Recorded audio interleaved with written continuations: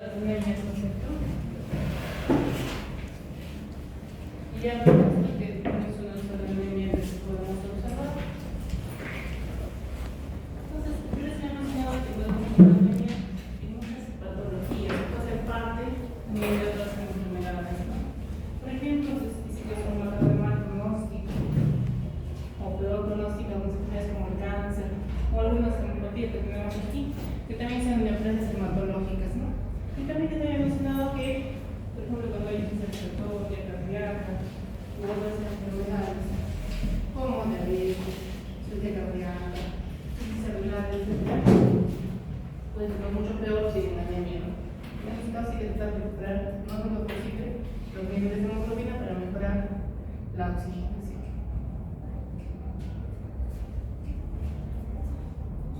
Entonces, cuando ustedes tienen un paciente, ya quedamos con una historia clínica. Nosotros vamos a preguntarle qué síntomas tiene, personales, qué enfermedades tiene su familia, cómo es su alimentación, qué medicamentos recibe, desde cuándo tiene los síntomas, tiene sangrado o no tiene sangrado, lo tiene solamente él o su familia, etc., ¿no? Y tiene alguna enfermedad de fondo. Y lo examinamos, vemos si tiene palidez, ictericia, si tiene somnolencia, se le cae el cabello, se le rompen las uñas, si tiene esa queritis o tiroides en la función radial, si tiene la glositis, vemos si tiene palidez en las mucosas, en la piel, ¿no es cierto? Entonces lo examinamos todos los síntomas relacionados con el síndrome anémico.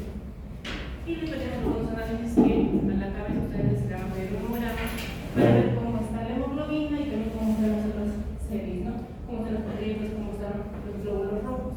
Y tenemos que ver si tiene reticulocitos normales o aumentados. Y debemos hacer una frecuencia periférica para ver si tiene alteraciones en la morfología de esos glóbulos rojos, ¿no es cierto? Entonces ya ustedes están hasta ahí. Ya saben más o menos cómo enfocar una anemia. Entonces, hay varias clasificaciones de la anemia, ¿no? Hay una clasificación de acuerdo con grupos musculares, como microcítica, homocítica, macrocítica, y también de acuerdo a la producción o recuperación o respuesta de la médula ósea en regenerativas y regenerativas. Y tienen una pequeña clasificación. Entonces, ustedes ya han estudiado la hematopoiesis y esta es la eritropoiesis, ¿no? Comenzamos con las células madre, pluripotenciales, célula madre hematopoyética, hay una diferenciación de célula madre mieloide. La célula madre mieloide va a dar origen a los granulocitos, plaquetas y los glóbulos rojos. Entonces, en los glóbulos rojos, de la célula madre mieloide va a pasar el proeritробlasto, el blasto basófilo, polirromatófilo, ortocromático, reticulocito y luego el eritrocito que ya no tiene núcleo. Vamos viendo que es más grande el proeritробlasto y va a disminuir el tamaño y el glóbulo rojo en el eritrocito es más pequeñito y ya no tiene núcleo. El reticulocito tiene todavía algunos residuos del núcleo, ¿no? Así es. O sea, del núcleo todavía queda un poquito del núcleo en el reticulocito. Y hay una pequeña cantidad de reticulocitos en sangre periférica circular, ¿no? Entonces, esos reticulocitos nos van a dar idea de que la médula ósea sigue produciendo.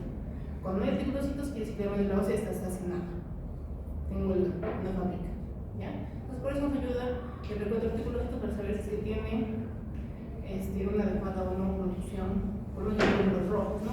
Pero nos orienta esto a base de cómo está trabajando en general la médula ósea. Entonces, para trabajar con nuestras anemias regenerativas y regenerativas, vamos a ver el encuentro de reticulocitos, ¿no? Y para que sea regenerativa, vemos que tiene usualmente un encuentro de reticulocitos mayor al 3%, entre 1.5 a 3%. Y también podemos calcular el índice de producción reticulocitaria, que también lo van a encontrar en la fórmula, ¿no? Que también está entre el normal. Y la fórmula, pues, los reticulocitos en porcentaje por el recuento del hematocrito real que tiene el paciente entre el hematocrito normal para la edad y sexo por el tiempo de vida media de reticulocito en días.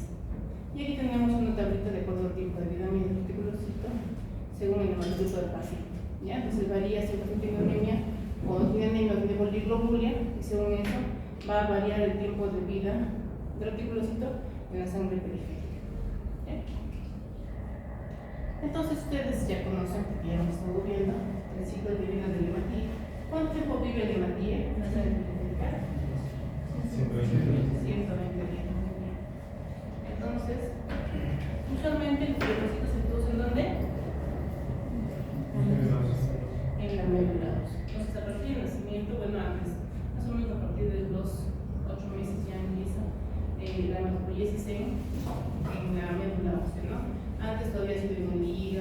patología que decimos en nuestra productividad.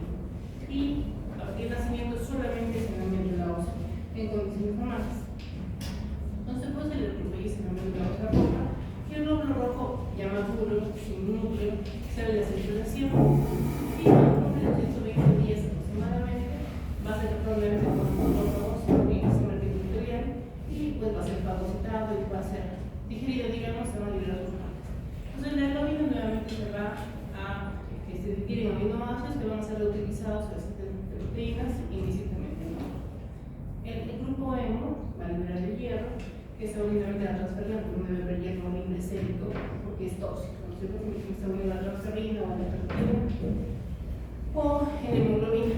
Entonces ese hierro sérico nuevamente va a ser formado se va a la transferrina y nuevamente va a llegar a los glóbulos rojos nuevos, ¿no?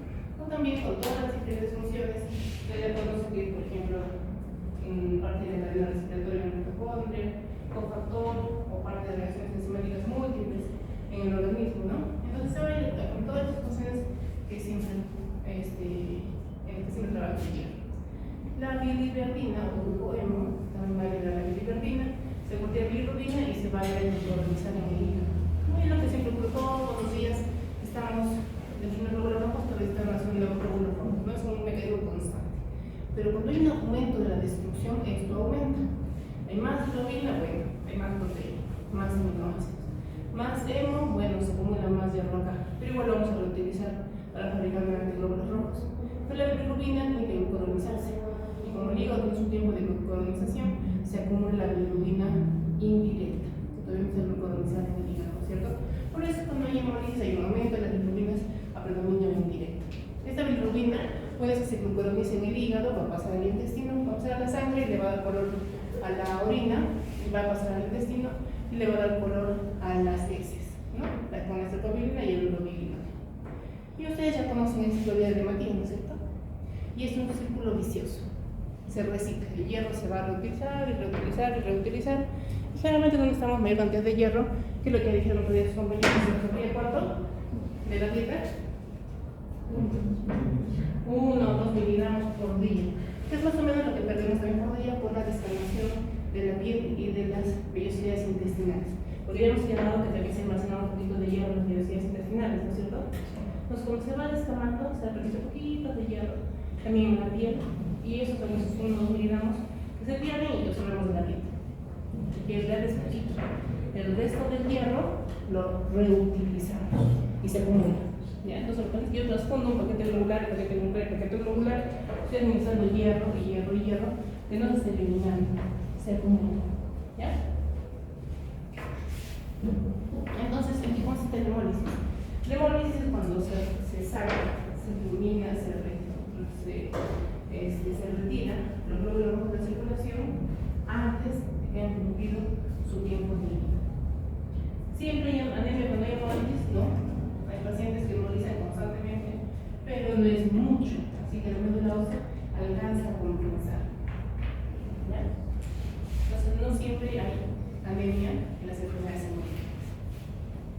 ¿Cómo viene un paciente cuando tiene una enfermedad hemolítica? Puede venir con síntomas de anemia si tiene anemia, ¿no? Ya hemos mencionado. De acuerdo a todos los sistemas: palidez, somnolencia, bradipsigia, dijimos caída del cabello, uñas quebradizas, ¿no? El síndrome de piernas inquietas, bueno, entre otras cosas que puede haber la artrositis. O puede solamente tener síntomas de hemólisis, ¿no? La ictericia. Viene, lo que pasa es que me gusta amarillo. Piensan que confunden la palidez con la ictericia. ¿Pueden las dos al mismo tiempo? Sí. Pero hay que ver las escleras, hay que ver bien la piel, ¿no es cierto? Podemos ver esplenomegalia como hemólisis crónica, pueden haber linfadenopatías cuando está acompañado de una enfermedad linfoproliferativa, pueden haber úlceras en las extremidades que ocurren en algunas enfermedades hemolíticas hereditarias, y también es importante preguntarse la historia familiar, porque en las enfermedades hemolíticas hereditarias también hay más de una familia tenido ictericia u estos síntomas similares, ¿no? Entonces a veces le dicen ellos hepatitis, a los ojos amarillos le dicen hepatitis. Sí, me parece muy que tiene hepatitis. Entonces le preguntamos si tiene hepatitis a alguien en la familia. ¿Ya? Entonces es común a la mayor parte de pacientes que puede tener una enfermedad hemolítica. ¿Y qué le pedimos? Viene un paciente por emergencia, ustedes lo tienen, pues son internos, están de guardia, y le dice el doctor, hace 3 días me siento cansado, pero hoy día me quito mucho, ya no puedo caminar. Además, me dice consigo otra vez más amarillo y me estoy muy débil. Ustedes lo examinan y le encuentran que tiene un poco de esplenomegalia. ¿Y qué le piden?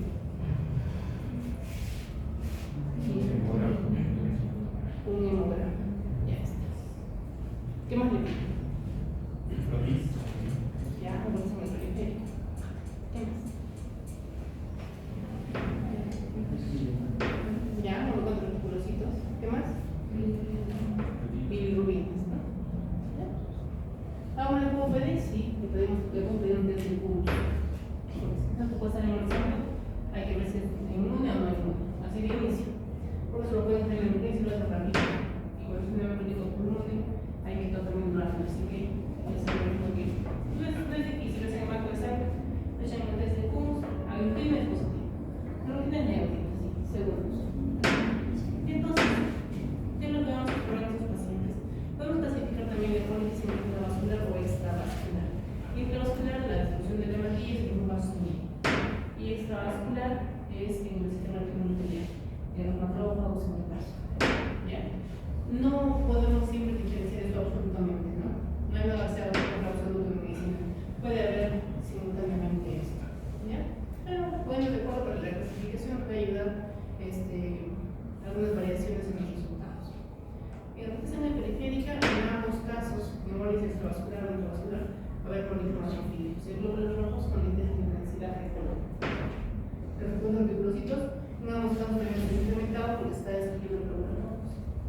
En la médula ósea, en ambos casos, va a haber hiperplasia eritroide. La médula ósea tiene una elasticidad importante, se acomoda a lo que se necesita. Hay anemia, produce glóbulos rojos, mientras tenga todo lo necesario. Hay leucopenia, se dedica a fabricar glóbulos blancos. Hay trombocitopenia, hay una hiperplasia neurocítica importante para recuperar lo que tenga el paciente. Entonces, por ejemplo, acá les me pregunto, ¿cómo es la médula ósea normal? Entonces depende, ¿no? Hay condiciones en las que la médula ósea cambia, pero sigue siendo normal, porque está respondiendo a lo que tenga el paciente, ¿no? ¿Sí? Entonces no es que la médula sea estática y con valores permanentes, ¿no?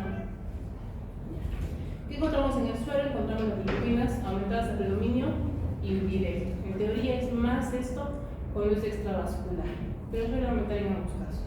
¿Ya? Pero puede ser más aumento de la indirecta cuando es una hemólisis extravascular. La lactoglobina es una proteína que se une a la hemoglobina libre en suero. La hemoglobina libre también es tóxica, pues no debe haber nada de hemoglobina libre en el suero. Pero cuando se rompe el glóbulo rojo en la sangre periférica, se libera la lactoglobina y viene, la hemoglobina, y viene la lactoglobina corriendo y se une a la hemoglobina. ¿Ya? Pero cuando nosotros medimos la lactoglobina, medimos la que está libre. Entonces, cuando hay hemólisis, ya casi no hay nadie libre. Toda la lactoglobina está unida a la hemoglobina. Entonces, desciende. Yo te tengo que por ejemplo, a los 6 meses, si me dan 6 meses, todavía se produce bien la lactoglobina. Entonces, sale disminuida, pero en realidad no puedo medirla porque no tiene producción adecuada. ¿No? Bueno, todo lo que es hematología, en general, casi todo, en menores de 6 meses, en valores diferentes. Entonces, hay que irnos a la tablita y revisar. ¿Ya?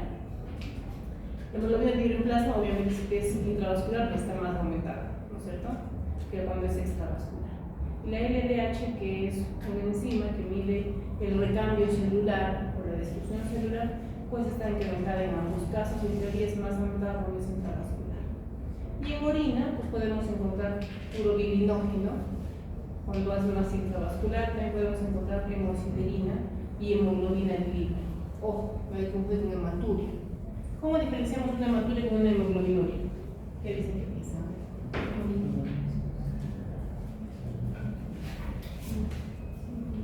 ¿Qué es la hematuria?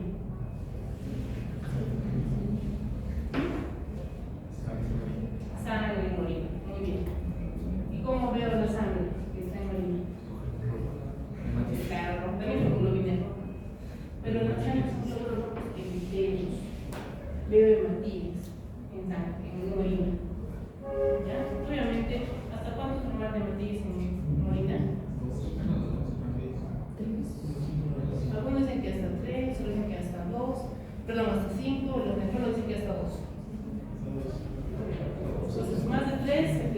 fue el daño renal, porque no debería pasar hematíes por el riñón. ¿Ya? Pero hematuria con glóbulos enteros. Y hemoglobinuria, la mía con un test reactivo para medir hemoglobina. ¿Ya? Entonces, con esto, más la clínica que ya mencionamos, tenemos el diagnóstico de anemia hemolítica. Ahora la pregunta es, ¿cuál es la causa de esa hemólisis? Porque hay que tratarla. ¿Qué habíamos pedido antes? ¿Qué más habíamos pedido con esta acá? Un intestinos, ¿no? Eso debemos pedir también internamente. Entonces, cuando tenemos una anemia hemorrágica o una anemia hemolítica, los recursos van a ser cada vez incrementados. ¿Ya? Entonces, las anemias regenerativas son o por sangrado o por hemólisis. Así que sencillo. ¿Ya? La otra causa de que estén aumentando los reticulocitos es cuando hay una anemia carencial, por PN, o de fólico, que acabo de reponer lo que le faltaba. Entonces, si también la causa está desesperada por conseguir hierro para no obligar, porque hay isquemia. Entonces, doy hierro y ¡pum! 8, 9, 10, 20 de reticulocitos, porque están aplicando así desesperadamente. ¿Ya? Entonces, eso ustedes lo van a saber de acuerdo al contexto de su paciente, a su historia clínica. ¿Ya? Entonces, no tiene hemorragia, no tiene anemia carencial, no le da hierro, tiene amiosa, etc. Y tiene reticulocitos incrementados. Entonces, logramos una hemoglobina nutriente elevada y tiene hemoglobina disminuida y el DH incrementada. ¿Qué teníamos? Una hemólisis. E hicimos un test de conocimiento. ¿Cómo sabemos si es una anemia hemolítica inmune o no inmune? ¿No? Positivo o negativa, autoinmune, componentes o anticuerpos fríos, de grupos parientes, generalmente sintomática, otra vez de enfermedades autoinmunes o por neoplasias. Y los grupos fríos, más que todo está relacionado a procesos infecciosos, principalmente micoplasma y extremal. Si el test es negativo, decimos que es una anemia hemolítica hereditaria o una anemia hemolítica adquirida. ¿Ya? Y podemos tener diferentes causas, ¿no? No sé, esclerosis, eritrocitosis, glucosa, etc. Si tenemos en la sangre periférica quistocitos y tenemos un paciente, una paciente que es gestante, que ha tenido una enfermedad hipertensiva del embarazo, puede tener una microangiopatía, ¿no es cierto? Que podría ser un síndrome. ¿Es síndrome? Hipertensión en el embarazo y tienes quistocitos. En este caso, un síndrome G. ¿Ya? En la preeclampsia todavía hay hemólisis. Si hay hemólisis, es un síndrome G. O también pueden tener una PLT o un síndrome hemolítico. O también pueden haber parásitos intracelulares. ¿Qué parásitos intracelulares nos dan hemólisis? Ya, malaria. Bueno, entre otras, ¿no? O también pueden poner otras de las hereditarias.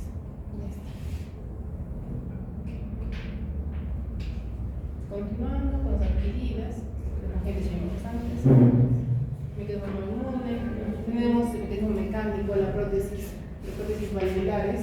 Cada vez que se cierra la válvula, ¿cuántas veces se cierra la válvula por minuto? En las prótesis cardíacas, mitral, bicuspidia, 60, 80. Si quiere deportista, 60, 58, 57. Es que si hipertiroideo, 90, 100, 110 por minuto. Entonces, cada vez que se cierra la válvula, aplasta unos cuantos hematíes.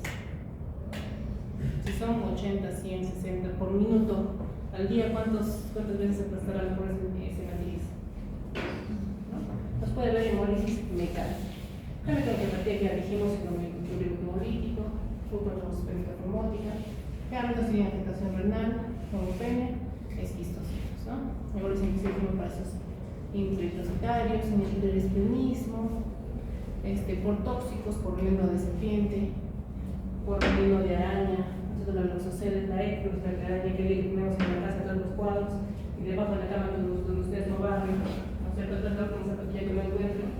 Entonces ahí viven los gloxoceles, que cuando nos muerde, esa toxina puede producir hemólisis. Si nos muerde la araña, lo ponemos solo antiloxoceles, ¿no es cierto? Pero no es 100% efectivo, no a todos los bien, que muchos terminan haciendo hemólisis de verdad y puede ser mortal, ¿no es cierto? El veneno de la gloxoceles, la E.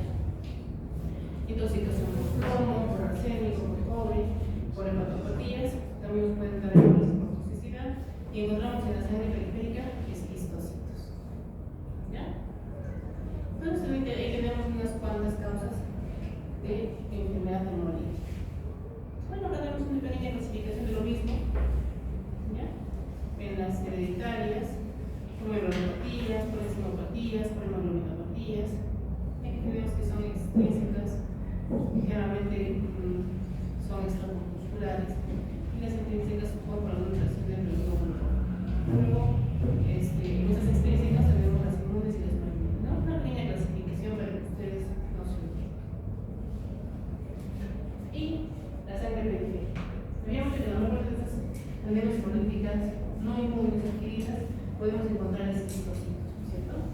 ¿Ya? Pero además, cuando hay una crisis hemolítica, la médula ósea no se preocupa por sacar los glóbulos rojos perfectos, sino que saca todo. Así que encontramos todas las alteraciones que ustedes han visto en la clase de como era morfología electrocitaria, ¿no? Ya. Todas las alteraciones las encontramos en una crisis hemolítica, todas. Muy grande, pero no es diagnóstica. ¿Ya? Yo puedo tener un diagnóstico inmune y tengo todas las alteraciones y no es diagnóstica. Hay que esperar que el paciente esté estable para que así podamos tener un diagnóstico periférico diagnóstico. ¿Ya? Cuando no está en crisis inmune. Bueno, otro tipo de clasificación similar. Y ahora vamos a hablar acerca de las alteraciones hemolíticas hereditarias. En este caso, por defectos de membrana, la más frecuente es la esferocitosis. No vamos a hablar todas las que hemos mencionado, pero no terminaríamos, no alcanzaría una clase. Podemos tener una clase de cada tipo de hemolítica, ¿no es cierto? Ya está. Pues vamos a hablar acerca de la esferocitosis hereditaria. La esferocitosis hereditaria es el defecto hemolítico hereditario más frecuente, más común. Y es el que se presenta más temprano al nacimiento. Hay diferentes intensidades de esferocitosis, por decirlo así, con diferentes severidades en el hemólisis. Entonces, pacientes son muy leves y pacientes son muy severos. Son muy leves, hemolizan de vez en cuando el paciente se infecta, cuando se estresa, cuando tiene sangre de farmacología al día siguiente, más o menos así. Y se ponen ojos amarillos, pero un poquito más oscuro. Y nada más. Como hay pacientes que tienen una alteración genética muy importante y hemolizan todo el tiempo, una gran esplenomegalia y que la transcurriendo la celular 2-3 veces al mes, es muy importante, ¿no? Entonces, hay diferentes variaciones en la presentación genética. Esta patología es autosómica dominante en la mayoría de los casos, pero también puede ser autosómica recesiva en un 20% de los casos. Entonces, es variable la herencia, ¿no? Y puede afectar a todas las proteínas de la membrana del hematín, ¿ya? Pero es más frecuente en la anquilina. ¿Qué ocurre en este caso? Hay una disminución del área de superficie de la membrana del hematín contra el volumen. ¿Qué quiere decir? De que le quitamos una parte de la membrana, pero el volumen sigue siendo igual. La cantidad de hemo, de hemoglobina que tiene dentro es la misma cantidad, solo que con un empaque más pequeño. Cuando le quitamos esa cantidad de membrana del hematín, ya no es flexible, es rígido. Usualmente los hematíes, por su forma de trato que tienen, cuando llegan a los vasos más pequeños, a los capilares, se deforman, se estiran, pasan por el hematíe, por el capilar, y a un lado recuperan su forma, ¿no? Estos glóbulos rojos esferocitos son rígidos, entonces no pasan bien por el capilar y se acumulan y producen una obstrucción y hay una isquemia distal.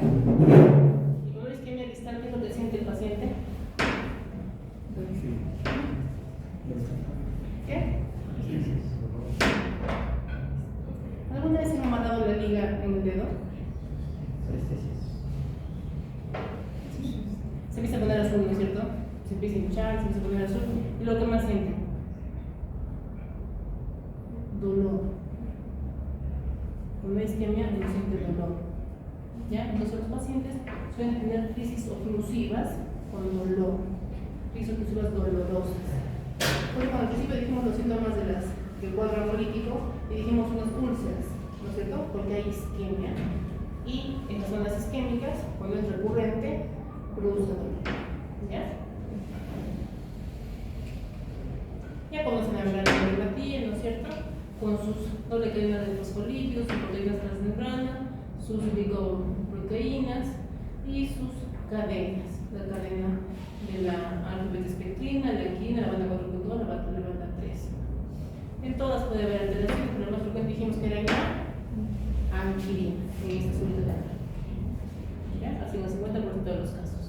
¿Cómo hacemos el diagnóstico? Es un paciente que frecuentemente es hemólisis lo más temprano desde el nacimiento, cuando es severo.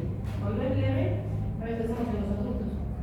Tiene de vez en cuando su ictericia, a veces pensamos que es un ¿cómo se llama este otro síndrome en el que hay ictericia leve, como sube de 3 a 3 más o menos? Un síndrome de Gilbert, ¿no? A veces lo confundimos.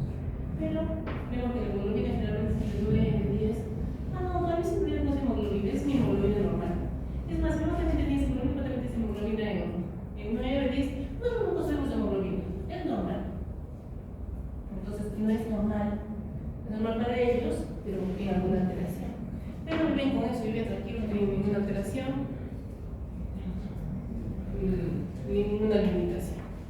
Entonces, ¿qué le pedimos? Le pedimos un estudio genético de las mutaciones en la gene o alguna de las bandas de la membrana del hematíe. Preguntamos la historia familiar y hacemos una prueba de fragilidad osmótica del eritrocito. Ponemos los hematíes en unas diferentes concentraciones de cloruro de sodio y cuando tenemos más concentración van rompiéndose los eritrocitos. ¿Ya? Más o menos se ve así. Estos son de la esferosidadita. Y bueno, pues un proceso periférico y ahí se ven los esferocitos, son más chiquitos y más oscuros, están más concentraditos. ¿Cierto? Y ya está. Unas láminas. Uy, estaba con Chantal, ¿no? Y como se rompió mi botella y se mojó mi mochila. Tenía mis láminas ahí de cistocitos y de esferocitos. ¿Qué hacemos con los pacientes? ¿Los curamos? No los podemos curar, es evidente. Antes que sea muy severa, les hacemos un tratamiento de perfecto hematopoyético. Se puede hacer, pero eso es raro. Lo más frecuente es que le hagamos una, cuando es muy severa, una esplenectomía, cuando tiene alto requerimiento transfusional. ¿Ya? Porque si no te respondes mucho, y es una gran sobrecarga del hierro. Así que hacer la esplenectomía y hay que darles el hierro, ¿no? Pues de ferrocilos, de ferrosamina, etc. Hacemos la esplenectomía, generalmente con más de 5 años. Y antes de eso, lo ponemos unas 2 semanas antes contra microorganismos encapsulados como Haemophilus, meningococo y neumococo. ¿Ya? Y con eso hemolizan menos. Pero si son severas, van a seguir hemolizando cada vez. Pero eso sí va a ayudar a disminuir la requerimiento transfusional. Ahora vamos a hablar de la presencia de glucosa 6,7. Hace 2 días hemos tomado exámenes internos en el hospital. Yo les he entrado un par de casos clínicos de anemia. Y les he puesto ahí una opción en la que si se comer habas aumentaba la hemólisis. Entonces me han dicho, doctora, ¿qué es eso de las habas? No sé, yo no lo vi en mi clase, no sé. ¿Qué pasa? No, se durmió. Era por la hora, no se durmió. Luego almorzaron y se durmieron después de la noche. Pues la triste de glucosa 6,4-deshidrogenasa es la deficiencia enzimática más frecuente para encontrar hemólisis. ¿Ya? Entonces ya conocen la cadena de glutatión, ¿no es cierto? Está de moda. La oxidación, los radicales libres, todos queremos vivir más tiempo, no enfermar, no el cáncer. Así que el glutatión sí importa y ya está de moda. El glutatión, digamos que combate los radicales libres, disminuye la oxidación. Cuando se acaba el glutatión, ya no tenemos quien combate con los radicales libres y empezamos a tener degeneración celular, envejecimiento, etc. Entonces, la glucosa deshidrogenasa va a ayudar a convertir la glucosis con inositol y a la vez va a disminuir la reducción del NADP a NADPH en esta partecita. Y eso va a ayudar a que la reductasa reduzca el glutatión oxidado al glutatión reducido, ¿no es cierto? Y eso es lo que va a permitir que tengamos la disminución de radicales libres. Entonces, cada vez que todas las células están sometidas a radicales libres, a estrés, etc., todos estamos todo el tiempo sometidos a esto, se les va a disminuir, se les va acabando. Pero cuando el glóbulo rojo tiene menos glucosa 6,4-deshidrogenasa, pues se le acaba más rápido y el glóbulo rojo se destruye más pronto. ¿Ya? Es el mecanismo de acción. Entonces, ¿qué es lo que hace que el glóbulo rojo esté sometido a toda esta oxidación, los radicales libres? Pues principalmente infecciones, algunos medicamentos, principalmente antibióticos como los antimaláricos, las sulfas. ¿Sí? Ahí está escrito tan chiquito que no se ve. Infecciones, los antimaláricos, las sulfas, la hidrofurantoína, que es un núcleo que se utiliza para la regresión urinária, ¿no es cierto? Y otros. Pero también está el fabismo, que está como puesto en las habas, que tiene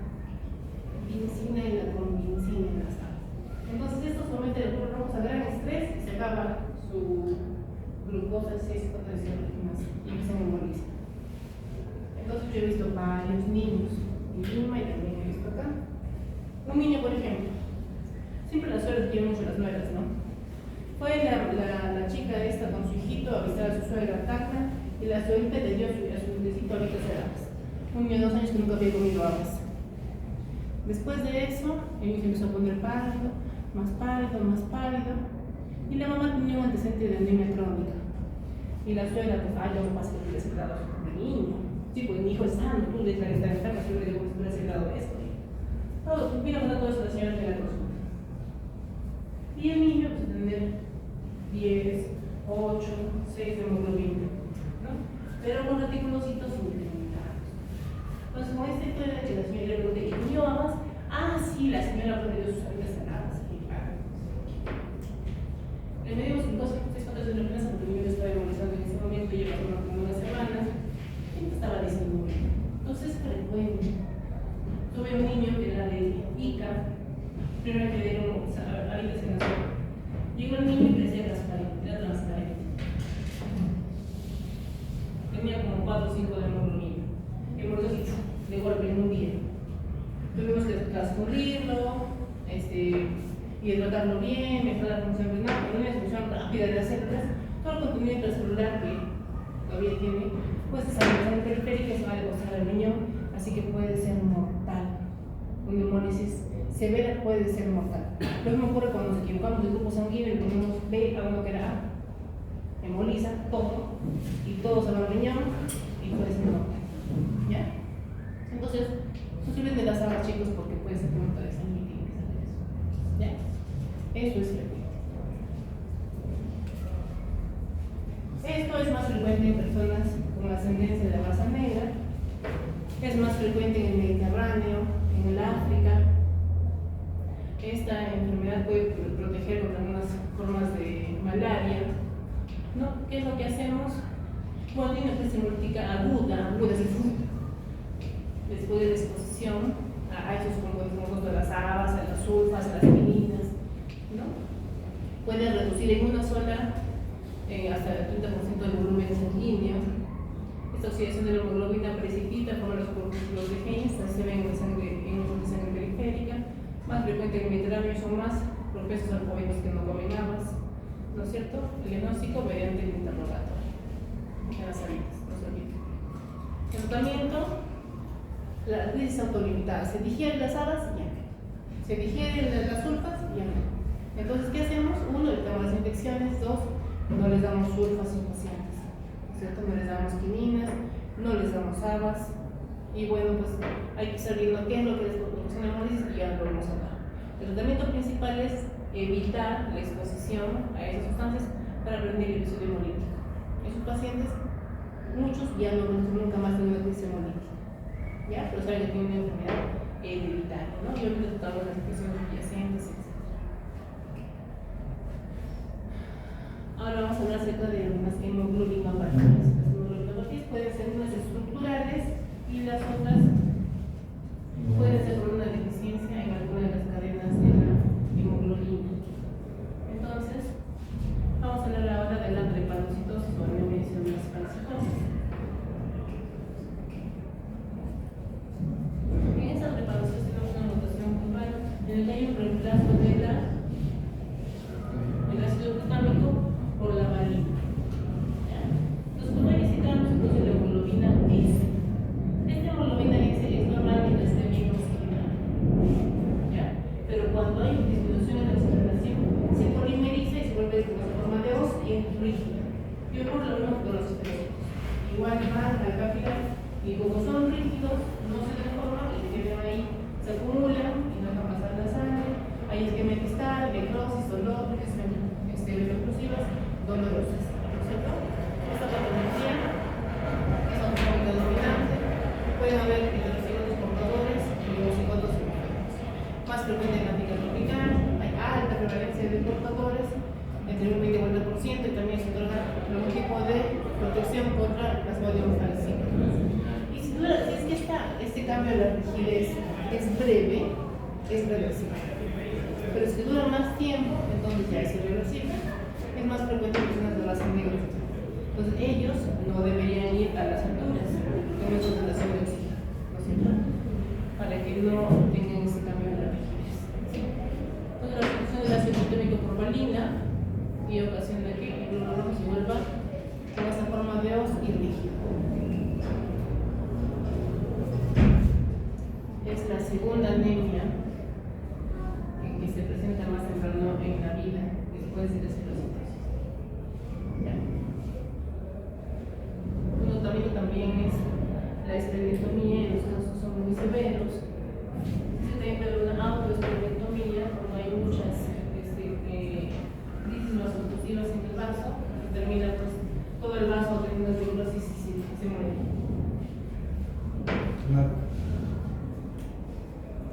Más lo que es la raza negra, ellos suelen tener anemia moderada a severa, y cuando hay disminución de la oxigenación desde el crecimiento, pues hay una disminución del crecimiento per se, hay una maduración sexual retardada. Los pacientes que están todo el tiempo memorizando suelen vivir con sus pericia, ¿no? En sus úlceras malleolares, sus crisis vasculares exclusivas, también puede haber un infarto. Bueno, eso ya hemos mencionado. Entonces, ¿qué tienen que hacer? Tienen que evitar la hipoxia, tienen que evitar los infecciosos, la deshidratación, el ejercicio excesivo, trabajo de parto. Entonces, todas estas condiciones pueden producir hipoxia, aunque sea breve, ellos tienen que evitar esto, ¿no es cierto? Generalmente es una anemia normocrómica, frecuentemente el diagnóstico cuando es más o menos severa, es de 6 a 9 meses de edad, suelen tener angiocitosis, trepanocitosis en la sangre periférica, policromatofilia, también pues hiperbilirubinemia y heredación incrementada, como todas las hemólisis, ¿no es cierto? ¿Qué hacemos? Es una prueba de inducción de trepanocitos que sometemos a hipoxia por cama. También una prueba de solubilidad reducida y una electroforesis de hemoglobina, donde vamos a evidenciar la hemoglobina S. ¿Qué se ve así? Bonitos. Tenemos varios pacientes. Cuando viene el paciente, viene con 4, 5, 6 de hemoglobina y una crisis hemolítica, y apenas llega, nosotros le ponemos oxígeno para que el todavía esté movilizado, si no hay mucho tiempo, retorne. Y el paquete globular. Se transforma en paquete globular, entonces va a disminuir la cantidad de eritropoyetina, va a disminuir la producción de la eritropoyetina y también la ósea. Entonces van a disminuir la cantidad de glóbulos rojos que van a ser retardocitos y ya no se van a transformar tanto en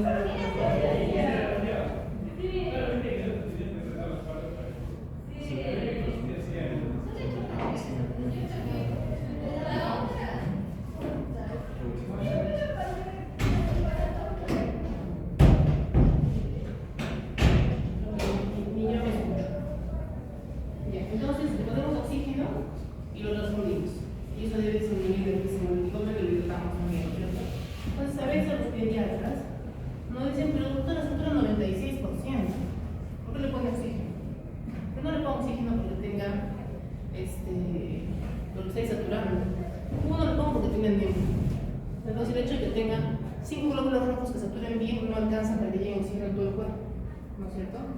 1 y 2 para disminuir la cantidad de hepatocitos. Bien.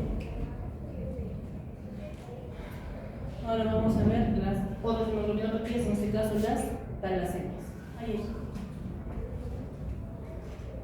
Las talasemias. En las talasemias hay una producción insuficiente de una de las cadenas de hemoglobina.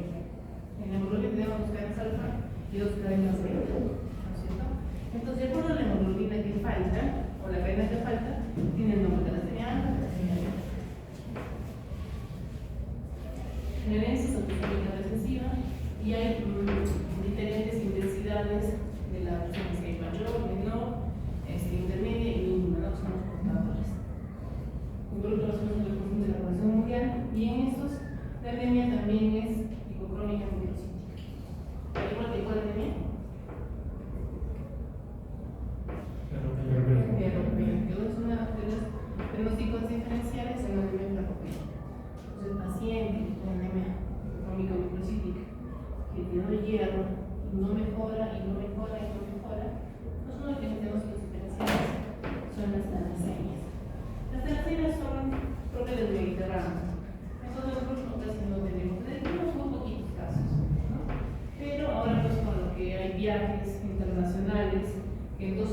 estamos de un continente al otro, es más frecuente que tengamos pacientes con estas patologías. Así que hay que sospecharlas. ¿Ya? En las formas severas de las talasemias, la anemia es importante, es muy importante. En esos casos, la probabilidad de hematopoiesis extramedular tratando de compensar. Al principio dijimos que la hematopoiesis al principio, bueno, primero está pues, en el saco gestacional, ¿no? Al principio lo es más o menos al segundo o tercer mes está en el saco uterino y al quinto mes está en el vaso y en el hígado y más o menos al octavo mes está en la médula ósea y al nacimiento solamente en la médula ósea ya nos aplican el hígado y el vaso. Sin embargo, los órganos recuerdan esa función y nos pueden servir cuando se demuestra hematopoiesis extramedular. Entonces, tenemos pacientes que tienen anemia severa, hay tal cantidad de interleuquinas que están provocando que haya hematopoiesis que en todo lado se fabrica. Y hay grandes desmembramientos porque hay hematopoiesis extramedular. Y hay sobrecargas de hierro y pueden morir antes de la muerte. Ahora vamos a ver por qué. Por ejemplo, vamos a hablar de la talasemia beta, de la beta mayor. Entonces, en estos casos es como cigoto y no hay síntesis de las cadenas beta de la globina. Estas cadenas están en el cromosoma 11. Como no hay cadenas beta, las alfas tienen un exceso. Y el exceso de las alfas va a precipitar en el interior del hematín y eso va a lastimar el hematín y va a hacer que tenga una destrucción dentro de la médula ósea. Esa destrucción se llama eritropoiesis ineficaz. ¿Ya? Y es la forma realmente más grave de las anemias hemolíticas congénitas. Entonces no va a haber nada de cadenas beta. Entonces va a haber una anemia severa periférica. Como se destruye todo dentro de la médula ósea, en la periferia no hay anemia severa. Hay anemia severa, hay una gran isquemia. Hay gran isquemia, hay un incremento de eritropoyetina, ¿no es cierto? Y como consecuencia va a haber una gran hiperplasia de la serie roja en la médula ósea, con malformaciones óseas en el niño. ¿Por qué? Porque toda la médula ósea está fabricando hematíes y se expande en el diploide y cuando vemos una radiografía se ve así. Le dicen que en el cepillo, toda la médula ósea está así, porque todo está fabricando eritropoiesis. Y eso produce malformaciones que son características de la fase característica de una talasemia beta mayor. ¿Ya? Disminuyen cadenas beta, aumentan las alfa, aumenta la hemoglobina fetal. Y esta hemoglobina fetal tiene mayor afinidad por el oxígeno, es egoísta. Se va por todos los tejidos y no cede el oxígeno a los tejidos, se lo agarra. Entonces va a haber hipóxia celular crónica y se va a llevar a mayor eritropoyetina. Más eritropoyetina, más hiperplasia medular y fabrica más glóbulos rojos anormales. Y siguen destruyéndose dentro de la médula ósea y sigue habiendo isquemia afuera y sigue habiendo más eritropoyetina y es un círculo vicioso. Pero sigue habiendo isquemia afuera y los tejidos no tienen oxígeno. Entonces todos sufren en los tejidos. ¿Qué hay que hacer? Transfundir el concentrado de matillas, que son normales. En los concentrados de matillas se van a llevar oxígeno a todos los tejidos. El problema es que, como le transfundimos tanto, hay sobrecarga de hierro. La sobrecarga de hierro se va a acumular en el hígado, en el corazón, en la médula ósea y en diferentes tejidos y va a ocasionar grandes daños y es una de las principales causas de muerte en estos pacientes. ¿Qué es lo que ocurre en estos pacientes? Como los transfundimos mucho, muy seguido, puede haber infecciones de las vías de acceso para las transfusiones. Va a haber una gran expansión ósea, dijimos, ¿no? El cepillo, y va a haber, por la sobrecarga de hierro, alteraciones endocrinas. Entonces hay hipotiritarismo, hay hipoparatiroidismo, hay hipertensión pulmonar con embolia, puede haber cardiomiopatía por la sobrecarga de hierro, hemosiderosis por la sobrecarga de hierro, cirrosis hepática, hay una hematopoiesis extramedular con grandes visceromegalias y también puede haber diferentes efectos por la endocrinopatía. La pubertad está retardada, talla corta, tiene características sexuales secundarias disminuidas, siempre parece un niño chiquito, pero parece que no tiene cambios sexuales de acuerdo a pubertad, ¿no? Ahí puede haber falla testicular u ovárica, puede haber trombosis venosa, puede haber pigmentación en la piel, se ve como bronce por exceso de hierro, hay artropatías también, puede haber osteoporosis y bueno, la talla que habíamos dicho, ¿no? Todas las complicaciones que hay, principalmente por la sobrecarga de hierro y por la isquemia cardíaca. Entonces se ve así, característico los glóbulos rojos que tienen interior blanco, en bull o en sombrero charro. Y también las precipitaciones, ¿no? El exceso de la cadena en este caso. El tratamiento, la hiperconcepción. No tenemos opción. Tenemos que mantener la hemoglobina entre 9 y 10 para que el paciente pueda tener una vida más o menos normal. Y como lo respondimos mucho, hay que dar tratamiento de hierro, con deferoxamina, con difenacirose. ¿No? Tenemos nuestro medio de difenacirose. Es caro, pero tenemos problemas. Entonces, mantener la hemoglobina entre 9 y 10, terapia de hierro, profilaxis para las infecciones, vacunación, hidratación, oxigenación, analgésicos. Y es que es muy severo que se puede, no es de grabación, halogénico, ¿no? De otra persona que sea. Hay otras enfermedades hemolíticas, ya no son congénitas, son adquiridas. ¿Ya? Y ya habíamos visto, entonces estas enfermedades hemolíticas adquiridas podrían ser inmunes o no inmunes. Apenas entra el paciente, lo echamos hemógrafo, le pedimos hemograma, bilirrubina, saltoglobina, hemoglobina y test de pulso. Para ver si es inmune o no inmune.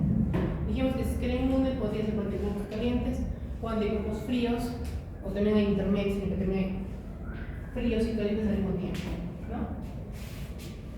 Calientes con hemoglobina G, fríos con hemoglobina M. Puede haber también la reactividad de anticuerpos fríos en la hemoglobina prestótica nocturna Grigori, y también puede haber de fármacos por mecanismos autoinmunes o por apnea. ¿Ya?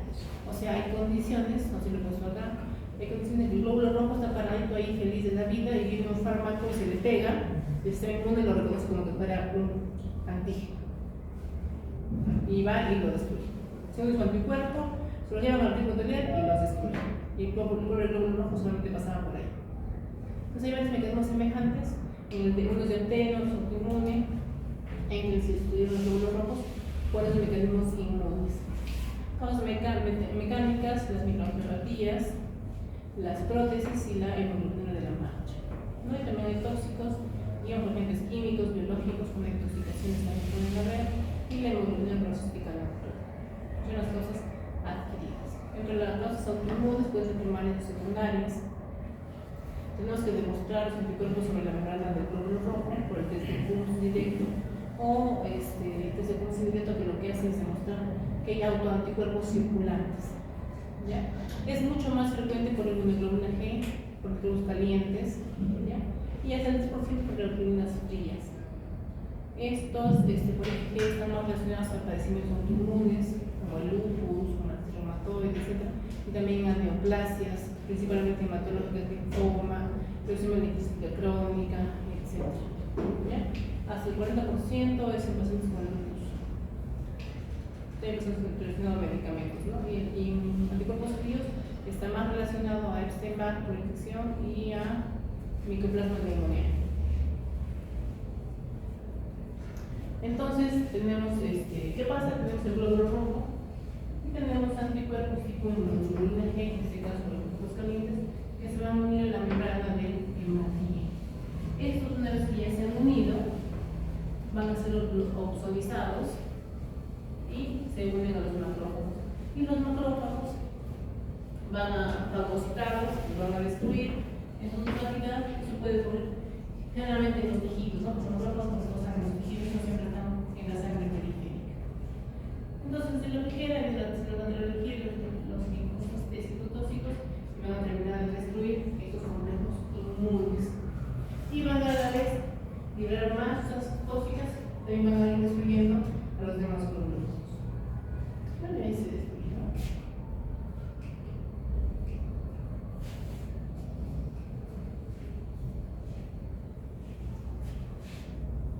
El tratamiento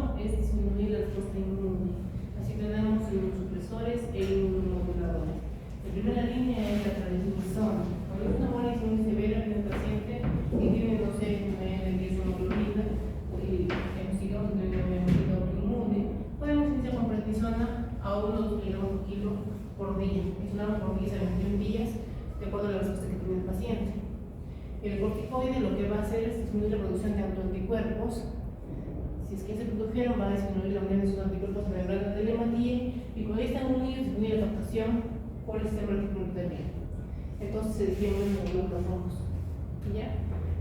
Cuando no pone corticoides, tenemos otros inmunomoduladores o inmunosupresores como el rituximab, el micofenolato, el danazol, etcétera, que van a disminuir la eritropoyesis y también van a disminuir la producción de autoanticuerpos. ¿Ya? Y bueno, en esos casos, como les decía el otro día, procuramos no transfundirlos porque ponemos los medicamentos y son ya hemólisis y la médula ósea responde rápidamente. Podemos tener en una semana 11, 12 de hemoglobina de número 4, 5 de hemoglobina. Entonces, no siempre es necesario transfundirles, además de que si de por sí tiene autoanticuerpos contra los glóbulos rojos, pues es más fácil que despliegue glóbulos rojos de otra persona, con otro HIV, con otros antígenos, ¿no es cierto? Vamos a ver la ropa porque se están durmiendo. Luego se van a decir que los demás estaban a hacer todo.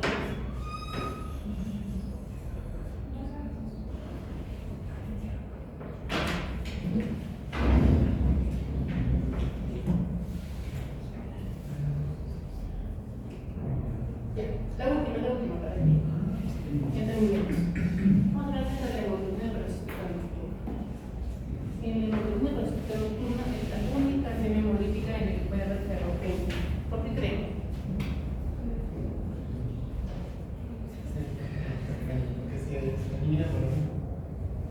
Perdemos hierro. En los demás hemos dicho que le ponemos transfusiones y se acumulan por una columna de pierna. Pero en ese caso puede perder por la orina. Así que puede haber reducción de la cantidad de hierro.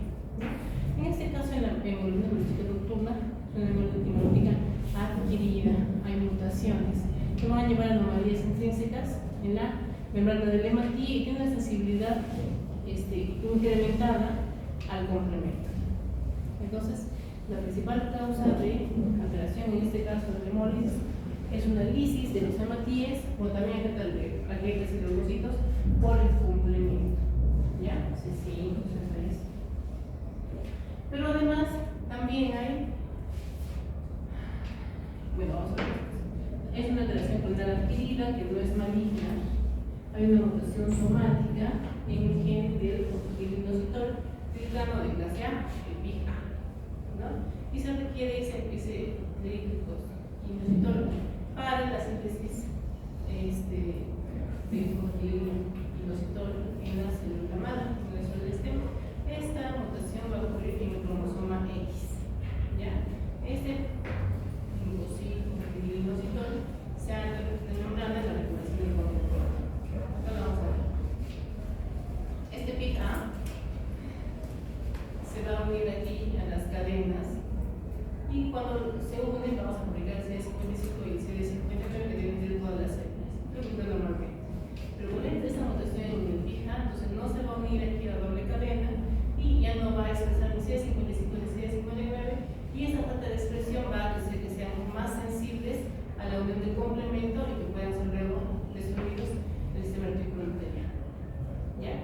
Además, tenemos aquí hematopoiesis ineficaz de las tres series y también tenemos mayor tendencia a tener trombosis. ¿Ya? Entonces tenemos varias cosas. Uno, tenemos pérdida de hierro, pérdida racionalmente. Dos, tenemos una hematopoiesis ineficaz, porque también los conocimientos los rojos están ayudados. Y tres, tenemos hemólisis, porque son más sensibles al complemento. Entonces tenemos varias causas para que tengamos anemia en estos pacientes y además tienen tendencia a hacer trombosis, ¿no? Es una proliferación clonal, hemos dicho, pero que no es neoplasia. Es una enfermedad sistémica, hay tendencia a trombosis arterial y venosa, puede haber enfermedad renal requiriendo diálisis, hay anemia por varias causas, como por transfusiones, hay daño de órgano blanco, como el cerebro, el riñón, el hígado y el tracto gastrointestinal, y también puede haber, pues, como consecuencia de la trombosis, de la anemia, etc. Y también, de esto, pueden haber dolor abdominal, disfagia, disfunción eréctil, y también pueden haber un pobre funcionamiento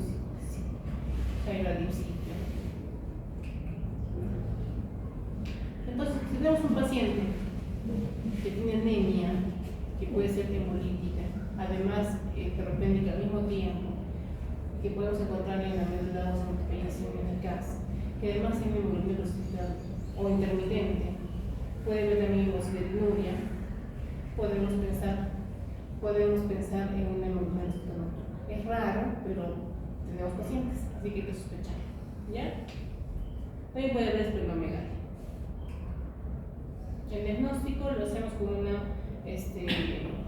buscando, identificando los síntomas como mencionado.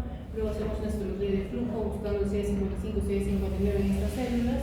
También podemos medir la sensibilidad del complemento in vitro. Es una espirometría de flujo para buscar el CD55 y el CD59 que están ausentes en el paciente enfermo. Tratamiento es con anabólicos como el danazol, prednisona y hierro para la deficiencia de hierro. Y la crisis hemolítica mejora con las transfusiones y hay que diagnosticar y tratar el fenómeno trombótico que es necesario que se trate de progenitores hematopoyéticos. Actualmente hay medicamentos específicos para disminuir la sensibilidad del complemento, como el ruxolitinib, pero es extremadamente caro. Pero tenemos esa posibilidad. Muy bien. ¿Preguntas hasta ahí? ¿Preguntas? Si se ponen más preguntas, me dicen en la siguiente clase. Ya, todas las suyas esperan.